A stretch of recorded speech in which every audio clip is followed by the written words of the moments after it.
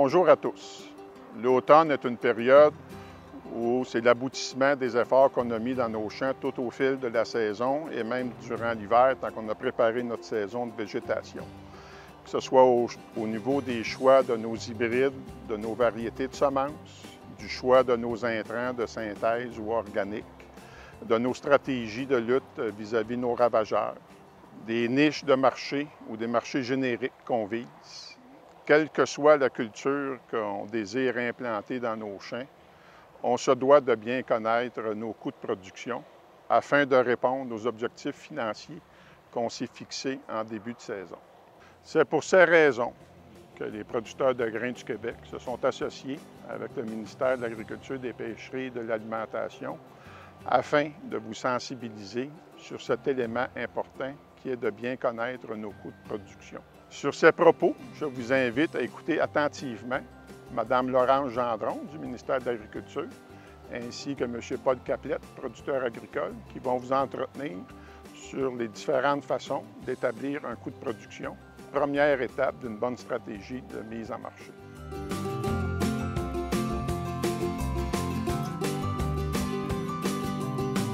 Paul Caplette, bonjour. Bonjour. Merci de nous recevoir chez vous alors que vous êtes occupé à faire les récoltes ces jours-ci. Bien, vous êtes les bienvenus. Comme le disait M. Overbeck, le calcul du coût de production est essentiel à la rentabilité de l'entreprise. Mais c'est quoi le coût de production au juste? C'est un chiffre qui vous permet de savoir combien vous coûte la production d'une unité de produits agricoles que vous vendez. Par exemple, une tonne de soya ou une tonne de maïs. C'est un outil, au même titre que votre semoir ou votre pulvérisateur. Sur la ferme ici, on est spécialisé en maïs grain, soya, blé, les petits pois verts de conserverie, puis les haricots secs.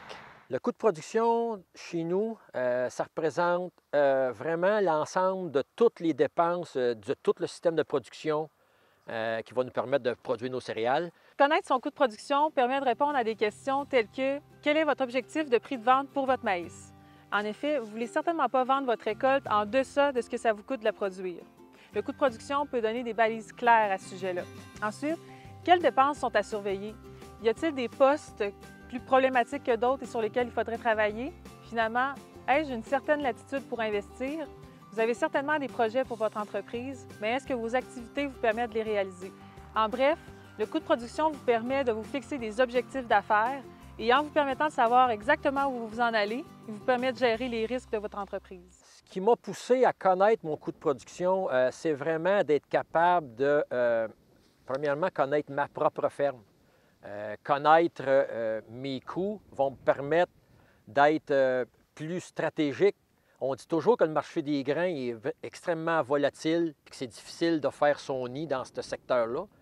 Mais il n'y a rien de pire si tu essaies de faire ton nid dans un secteur volatile et que tu ne sais pas où est-ce que tu vas décider de capter certains prix. Fait que le coût de production, mon coût de production va me permettre de me donner des cibles calculées, mesurées, puis que je vais être capable de capter au fur et à mesure que le fameux marché volatile va se promener. Fait que je vais être beaucoup plus discipliné, puis c'est certainement que je vais être plus performant à long terme là, sur mon entreprise. Comment calculer son coût de production?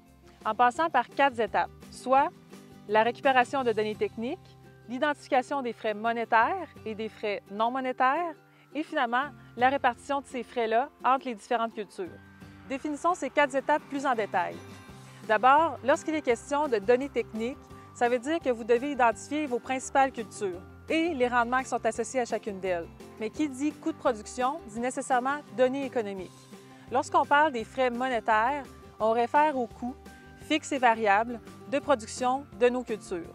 Et ça, ces coûts-là, on peut les trouver dans les états financiers les plus récents de votre entreprise. Le coût de production, pour nous, c'est vraiment un outil qu'on sert régulièrement. Ce n'est pas juste un petit cadre de performance statistique que tu mets dans ton bureau. Il est vraiment vivant, il est collé à ce qu'on veut. Tu sais, on l'a compartimenté en secteurs, fait qu'on a une section pour les intrants, une section pour les machineries, les équipements, les infrastructures. On ne rouvre pas le coût de production tous les jours, mais on l'a en tête tout le temps. Puis en processus là, continuel de production, là, il va s'ajuster aussi en fonction des récoltes qu'on a, les quantités qu'on a de grains. Ça va bouger. Si tu as les mêmes frais fixes et tu as plus de récoltes, bien, le coût de production, il s'améliore ou il se détériore à l'inverse. Fait qu'il faut tout le temps tenir compte là, dans toute la saison de culture. Donc, les frais monétaires sont facilement identifiables. mais il ne faut pas oublier de tenir compte des frais non monétaires qui, eux, ne sont pas associés à des mouvements d'argent réels. On parle des amortissements, de la rémunération de l'avoir du propriétaire et de la rémunération de l'exploitant. Maintenant, vous avez en main tous vos frais monétaires et non monétaires et il vous reste à les répartir entre les différentes cultures. Et c'est là que ça peut se corser. Pourquoi? Parce qu'il y a effectivement des postes de dépenses qui peuvent être facilement attribués à différentes cultures, comme par exemple les semences ou les engrais. Il y a certains autres postes de dépenses, comme le carburant, l'entretien de la machinerie et des équipements, la main-d'œuvre, qui nécessitent plus de réflexion pour être bien répartis entre les différentes cultures, surtout si on n'a pas pris le temps de bien les mesurer en cours d'année. Mais ce n'est pas tellement grave de ne pas avoir tout mesuré les paramètres lorsqu'on commence à calculer notre coût de production. L'important, c'est de commencer, puis au fil des ans, on recueille des données, puis on précise notre calcul. Les données essentielles pour calculer mon coût de production, vraiment à la base, faut se monter un système comptable qui va nous permettre de vraiment tout mettre nos départements qui sont propres à notre ferme, pour être capable d'avoir nos points cibles de gestion. C'est vraiment une démarche. Au début, c'est un petit peu tirant, mais après que c'est parti, là, c'est comme on s'amuse à dire, ça serait le fun, on pourrait savoir comment ça nous coûte de carburant. Fait qu'on a noté les carburants par opération. Fait qu'exemple, la batteuse, on sait qu'elle va passer 32 litres à l'heure dans le blé, 28 litres dans le maïs, puis 25 litres dans le soya. Fait qu'on est capable de calculer précisément notre coût de production, comment est-ce qu'elle coûte la batteuse quand on tourne la clé, quand on est dans les céréales versus dans le soya ou versus dans le maïs. Si je ne le ferais pas moi-même, mon coût de production, puis que je le ferais faire par un conseiller en gestion, ce que je me dis, c'est qu'il faudrait que je sois assez ouvert, étant donné que je délègue la responsabilité d'être compté pour moi, pour m'aider, mais il faut que je prenne la responsabilité de ce qui vient avec. C'est toujours nous autres qui est le propriétaire et qui est notre propre patron qui prend les décisions. Si on travaille en équipe, il faut que tu prennes les infos que l'équipe te donne. Donc, c'est fait. Vous avez maintenant en main vos frais. Vous les avez bien répartis en chacune de vos cultures. Vous avez maintenant obtenu votre coût de production, qui se décline en deux prix, soit le prix cible et le prix minimum. Le prix cible étant le prix idéal, celui que vous aimeriez recevoir du marché, et le prix minimum étant le prix en dessous duquel vous ne devriez pas vendre votre récolte. Ça vous donne donc une fourchette dans laquelle viser pour vendre votre récolte. On ne peut pas tout vendre le grain dans le meilleur prix. On ne peut pas tout vendre le grain dans le bas. C'est un peu un portefeuille de placement. On ne met pas tous nos placements dans du risqué ou dans du sécuritaire, dans des bons du trésor. Il faut faire un genre de portefeuille de placement. On s'est monté un genre de plan stratégique de commercialisation qui devient comme un portefeuille de vente. Calculer son coût de production, je ne pense pas que ce soit difficile. Ce qui est plus difficile, c'est un peu comme n'importe quelle nouvelle chose qu'on apporte sur la ferme, une nouvelle technique, une nouvelle pratique, une nouvelle culture. Au début, tu t'informes, tu fais le tour, tu essaies de te faire une tête, comment est-ce que tu vas faire cette culture-là. Mais après que tu as décidé de la culture que tu as décidé d'implanter sur ta ferme, souvent, les embûches de départ, les petits ajustements, tu vas dire « Ah non, c'est correct, on va ajuster ça, on va changer ça dans le processus pour que ça y aille mieux pour cette culture-là. » Je pense que c'est la même chose pour le coût de production.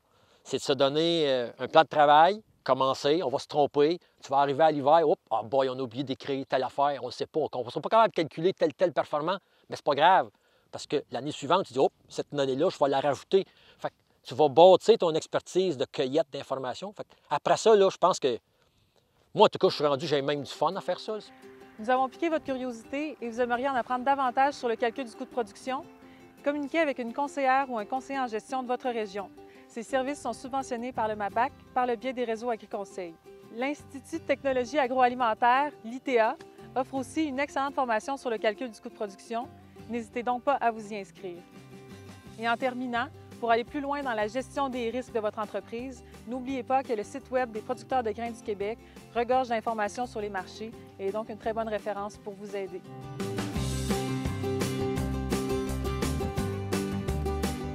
Est-ce que si je fonctionnerais aujourd'hui sans coût de production? Sûrement pas. Moi, je fais une image avec ça. C'est un peu comme partir sur un nowhere. Tu dis, je m'en vais dans le sud en auto. Mais si tu t'es pas donné de points à visiter ou de carte routière, ça se peut que tu passes dans des rues que tu n'aimes pas trop ou des places qui sont plates à regarder. C'est vraiment comme ça que je le vois, là. Vraiment une carte routière qui peut nous guider vers de meilleures performances à la ferme.